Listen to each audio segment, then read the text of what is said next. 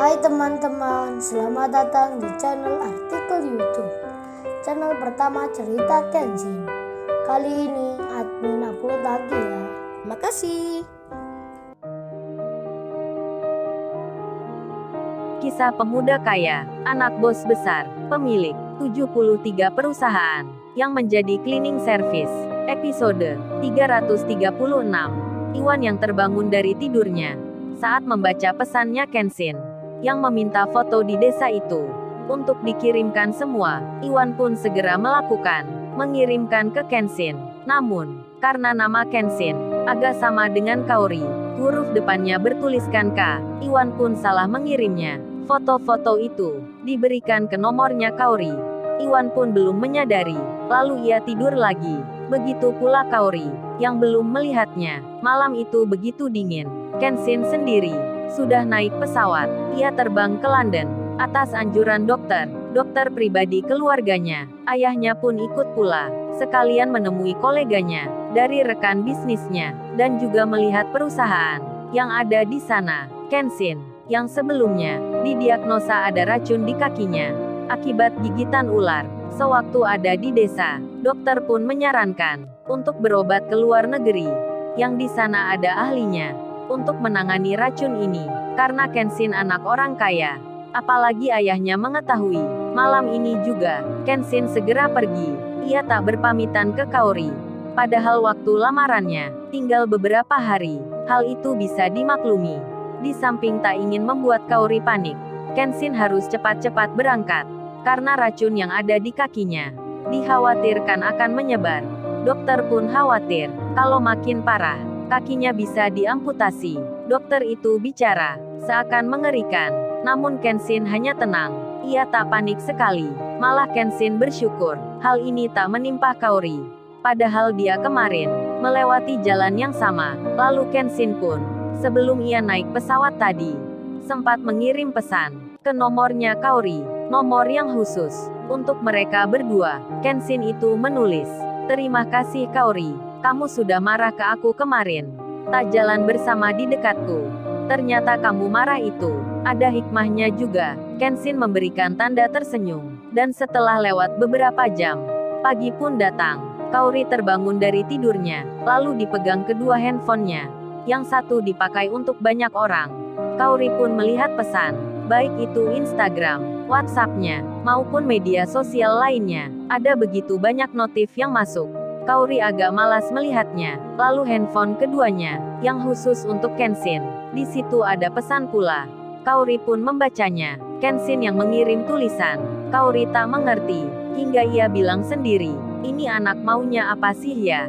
Aku marah ke dia kok malah suka. Aku nggak mau jalan bareng. Malah dia bersyukur. Kenshin ini menggoda aku ya? Atau memancing aku, agar aku menanggapi, bertanya maksudnya ini. Enggak aku nggak akan tertipu. Nggak akan terbawa rencananya. Aku tahu tujuan kamu. Ingin aku bicara." Kaori lagi-lagi hanya melihat saja, tak membalas pesannya Kenshin. Padahal nomornya Kenshin saat ini sudah tak bisa dihubungi. Kaori pun lalu bersiap akan berangkat kerja. Ia memakai make up yang tak seperti biasa. Kaori berhias diri agak lama di kamarnya karena ia mengira nanti Kenshin akan ke kantornya lagi, dan mamanya pun menyiapkan makanan, 2 bingkisan untuk Kaori. Mamanya itu bilang, "Oh ya Kaori, kotak yang ini nanti berikan ke Mas Kenshin ya. Entar suruh habisin." Kaori pun menerimanya. Ia pun menjawabnya, "Baik Ma, entar kalau ketemu, Kaori akan berikan."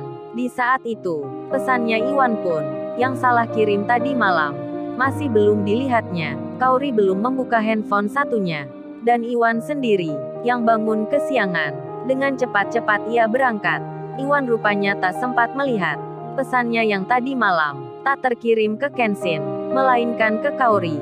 Iwan pun naik motornya. Ia langsung menuju ke tempat kerjanya. Beberapa saat kemudian, Kaori sudah di kantornya. Dilihatnya dari jendela. Kalau ada Kenshin, Kaori nampak gusar. Sedikit-sedikit melihat keluar. Hingga lala temannya bilang, "Cari aja Kaori di belakang.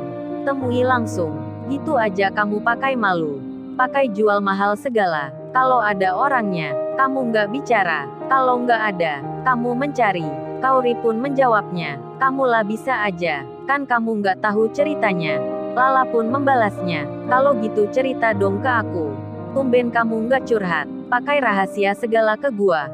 Kaori pun tersenyum, dan berjalanlah waktu, hingga menjelang siang. Kenshin tak terlihat juga. Kaori pun mencari, di kantor bagian belakang. Setelah memutar sebentar, Kenshin tak ditemui juga. Kaori mencoba menelpon ke nomornya Kenshin, namun nomor itu ternyata tidak aktif. Kaori mengira, mungkin handphonenya tak di bawah, dan sedang dimatikan. Kaori lalu kembali ke kantornya sendiri, hingga sore pun datang. Pekerjaan di hari itu selesai. Kaori pun tak bertemu Kenshin, dan pulanglah ia, di rumahnya sendiri. Setelah lewat 1 jam, Kaori pun beristirahat. Ketika ada di kamarnya, ia mencoba lagi menelpon nomornya Kenshin, namun lagi-lagi, hal itu masih sama. Kenshin tak bisa dihubungi. Kaori jadi bertanya, kemana dia ya? Jarang-jarang gini, nomornya nggak aktif. Apa Kenshin mengerjain aku ya? Entar kalau nggak bisa ditelepon, aku mencarinya gitu. Kaori mengira lagi, seperti sebelumnya, dan Kaori pun melihat handphone satunya, yang dari tadi pagi tak sempat dibukanya. Kaori melihat WhatsApp-nya. Setelah dibaca-baca, dari atas hingga ke bawah, nampaklah nama Iwan. Kaori pun bicara, loh, kok Mas Iwan kirim pesan ke aku? Tumben banget nih, ada apa emangnya? Tak menunggu lama, Kaori langsung membukanya, dan segera saja ia melihat foto-foto dirinya, yang bersama Kenshin. Sewaktu di desa, ada di sini semua, nampak diambil dari seberang. Kaori tersenyum melihatnya. Foto ini nampak cantik sekali, apalagi saat Kenshin memegang rambutnya, mendekati dirinya. Kaori jadi suka. Ternyata Mas Iwan merekamnya, dan dilihatnya satu persatu. Kaori pun tersenyum senang. Ia nampak bahagia, dan tibalah saatnya. Ia menggeser foto itu. Pada bagian bawah, Kaori melihat Kenshin. Kakinya berdarah, nampak ada luka. Terkejutlah Kaori. Ia terkaget sekali. Dirinya pun tak mengira, Kenshin yang kemarin dikiranya selfie, minta foto ke Iwan, ternyata mengalami luka, dan Kaori pun membuka rekaman video yang turut dikirim itu. Kaori melihat Kenshin yang bicara dengan Iwan. Wan, lu pura-pura gini aja Wan, memfoto-foto gua, biar Kaori nggak curiga kalau aku digigit ular. Entar dia minta ke dokter. Padahal ini nggak berbisa. Terdengar Iwan menjawab, iya bro, lu tenang aja. Ini ular air, nggak berbahaya. Gua pernah digigit kayak gini. 1-2 jam pun baikan. Kaori melihat bekas gigitan itu, nampak jelas sekali. Dan langsung ia teringat, kenapa Kenshin kemarin duduk di lantai, memegang kakinya, nampak kesakitan. Yang dikiranya hanya pura-pura, ternyata ini sebabnya. Kenshin benar-benar sakit. Kaori langsung menangis. Ia jadi panik, merasa bersalah, tak memperhatikan Kenshin. Apalagi Kenshin kemarin langsung pulang. Cemasnya Kaori meninggi. Jangan-jangan Kenshin lagi kenapa-napa. Ia sekarang sakit. Air matanya Kaori mengalir. Ia jadi mengerti pesan Kenshin yang mengatakan, bersyukur tak dekat dirinya, senang tak berjalan bersama. Kaori pun mengingatnya, kemarin ia yang marah, berjalan mendahului Kenshin, dan Kaori pun menyesal, tak mengetahui hal itu. Kaori jadi bersalah, lalu diteleponlah Iwan. Iwan yang baru menyadari, ternyata pesannya tadi malam salah kirim. Kini Iwan mengangkat teleponnya Kaori. Kaori langsung bicara, halo Mas Iwan, tahu Kenshin nggak? Aku telepon nomornya nggak aktif. Iwan menjawab, maaf mbak, aku dari tadi telepon juga nggak bisa.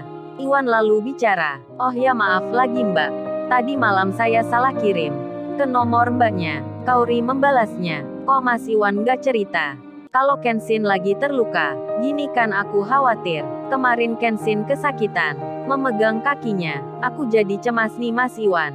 Kenshin entar kenapa-napa. Namun Iwan menjawabnya, nggak usah khawatir mbak, Kenshin baik saja. Iwan masih mengira ular yang menggigit Kenshin tak berbisa. Singkat kata, pembicaraan itu selesai. Kemudian Kaori mencoba lagi menelpon nomornya Kenshin. Setelah berkali-kali dihubungi, tetap saja tak bisa. Perasaan Kaori pun tak enak.